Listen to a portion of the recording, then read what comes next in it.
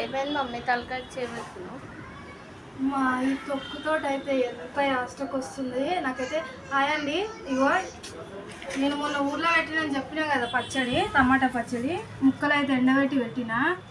ఇక ఎవరిని కనుక్కోవద్దని చెప్పి నేనే ఓన్గా పెట్టిన పచ్చడి అయితే. అన్ని ముక్కలకి అన్నీ మంచిగానే అయినాయి, ఎందుకు ఇట్లా డ్రైగా పచ్చడి అనేది మన అన్నంలో మిక్స్ అయితే లేదు.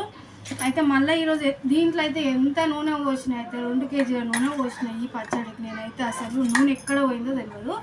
మళ్ళీ ఈరోజు ఏం చేసినా మిక్సీ పట్టి మళ్ళీ నూనె పోపు వేసి ఇగో మళ్ళీ ఇట్లా చేసిన. ఇంతకుముందు ఎట్లా ఉండే అంటే ఇగో ఇట్లుండే, ఒక్కసారి ఇక్కడ ఇగో ఇట్లా గట్టిగా ఉండే ఇంతకుముందు.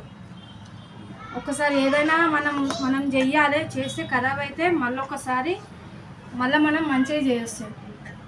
పక్కన వాళ్ళ మీద ఆధారపడ్డామంటే ఎప్పటికీ ఆధారపడ్డట్టే అవుతుంది. అందుకనే నేను ఈసారి అయితే ఖరాబ్ అయినా సరే అయినా పర్లేదు, నేను దీన్ని ఏదో ఒకలాగా చేసేసిన.